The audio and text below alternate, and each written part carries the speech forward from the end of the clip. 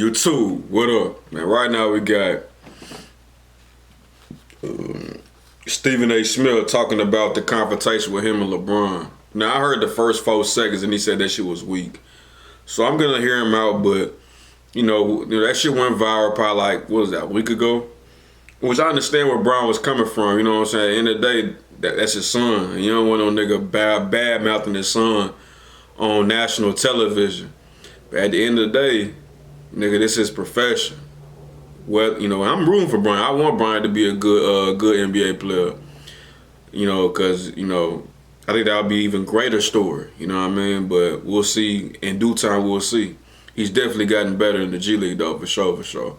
And if he was doing that in the G League, I wish he would have done that shit in college, but, you know, he kind of had a hard situation, shit like that, whatever. We're going to go ahead and get straight into this shit, man. I'm on Twitter right now with X. So we going to hear this nigga out, man. He was on Gil's Arena today. I was listening to it a little bit when I was at work, but I cut it off. My phone started getting hot. You know it's hard to get hot outside. So when I'm on YouTube, that shit don't even matter.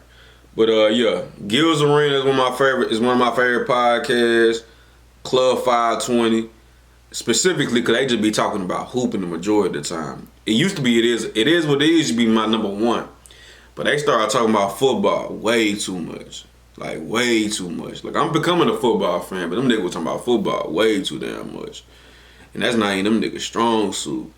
But anyway, let's go ahead and get into this shit, man. Well, y'all let me know what's y'all favorite podcasts and etc. when it comes to hooping. Like, hoops, sports, whatever. I told y'all mine, but let's get it.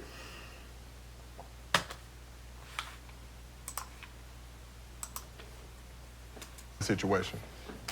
I thought it was weak. I thought it was some bullshit. But in the moment, I knew that I was listening to a father. Here's what happened. I'm represented by William Morris Endeavor. The founder of William Morris Endeavor, Ari Emanuel, had courtside seats right and they got the red bottles on. What kind of shit is that? Y'all been seeing them cowboy boots that got the red bottom on them motherfuckers? I need them. I need those. I don't know what that is. That's like some clown shoes, low key, and I ain't trying to be funny. But y'all know what I'm talking about. Them cowboy boots that got that red bottom on it, or them Air Force Ones that got them red bottoms on it. I need it. He had Larry David with him, star of Curb Your Enthusiasm. Yeah. I'm sitting with them. I get there in the first quarter. I'm sitting courtside, and I stand up, and then I got my head turned. And then I turned back around, and a lot of people thought this was the end of the game or something like that. This was in the third quarter. Apparently, LeBron had walked out of the timeout, and I turned around, and he's right here in my face. He said, yo, you got to stop talking shit about my son. You got to stop fucking with my son. That's my son. That's my son. And I was like, what? He said, nah, fuck that. I said, yo, let's talk later. He's like, fuck that. Nah, fuck that. You got to stop fucking with my son. And I said, all right, though.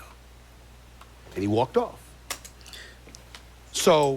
Now, what I think that shit was, you know, LeBron been one. He been one that smoke. You know what I'm saying? He didn't want to pick up the phone. Because he made valid points. He was like, man, you could have called my phone. There's plenty of people that we know that's mutual that could have got us on the phone. We could have hashed that shit out. But that nigga Bron shit, he was like, nah, I'm gonna pull up on you, nigga. I'm gonna talk to you in your face. And I'm gonna see how you get down then. So I understand where Bron was coming from. I actually respect it. I like Hood Bron. Cause he from the hood. I love Hood Bron.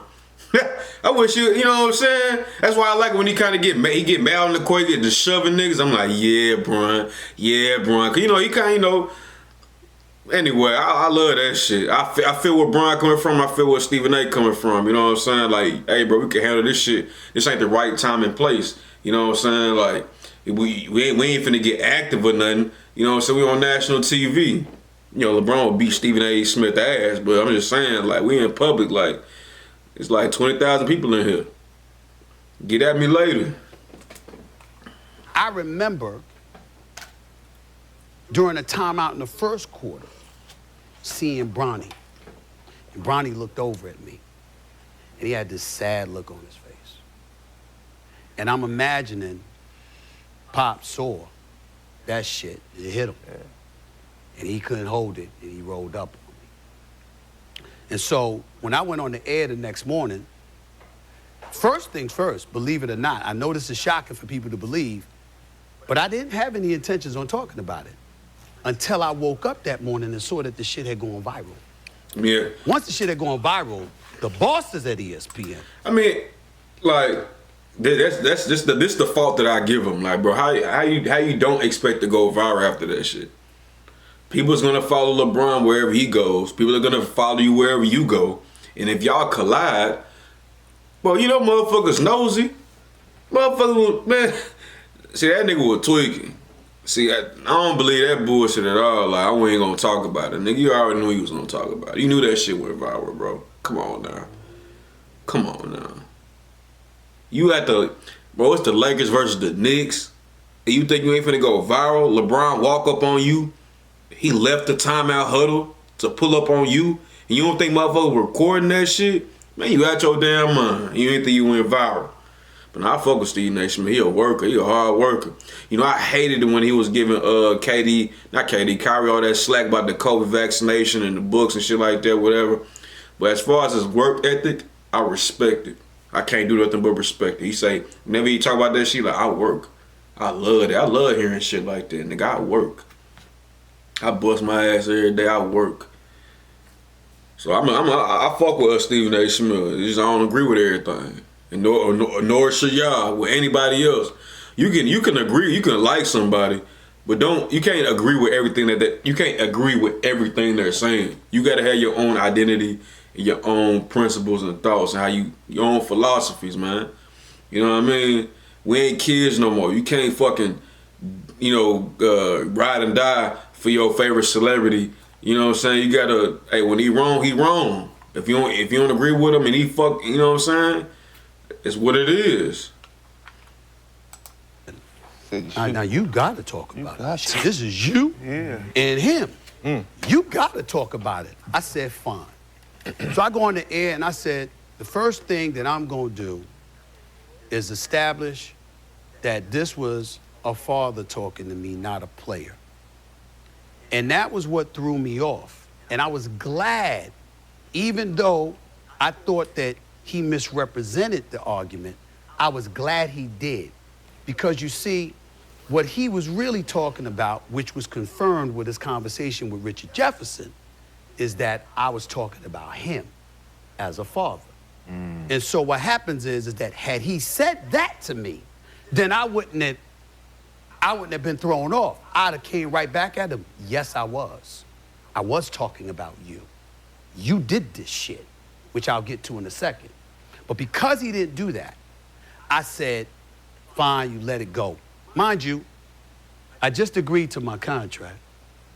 Courtside. That day was when it was announced. It's all over, everywhere. Watch, I'll be right. Yeah. It's a nationally televised game. The cameras are rolling, and I'm like, if I do anything, this is gonna be a scene. Now, we can sit up here in front all we want to and act like we don't work for somebody. Damn it, I work for Walt Disney. And if I had gotten into some shit with him at courtside right there at that moment. I understand what he's saying, but he would have got towed up if he would have did anything. Well, nah, cause both of them are just so politically correct that it wouldn't have got to that point. It wouldn't have got to that point at all. But if it did, LeBron would have whooped Stephen A. old ass. But I get it. You know what I'm saying? I get it. But both of them guys are so politically correct that, and what I mean by that is they're not gonna ruin their reputation or brand for nobody. We know this shit. We know them kind of guys, and both of them they're cut from the same cloth. So they weren't gonna do nothing that's gonna jeopardize the brand. Facts. So I don't want to hear that shit. No matter how right I would have been, it would have been wrong. And I was like, I'm not gonna do this. But once I saw the tape of him talking to Richard Jefferson Saturday night in Boston, that was when I got really pissed because that was confirmation. But yeah, like, but shout out to shout out to Bron. You know, I respect it. You know, you defending your son, and shout out to Stephen A. Smith for standing his ground. And you know, shit, that's some two rich ass motherfuckers. If y'all like the video, man, like the video, comment, subscribe. How do y'all feel like Stephen A. Smith should have handled it? Do you feel like he made the right move? Who will win in the fight? Do you think LeBron was being emotional about this shit? Like, y'all let me know how y'all feel in the comments below. And I'm gonna fuck with y'all. And I'm out of here.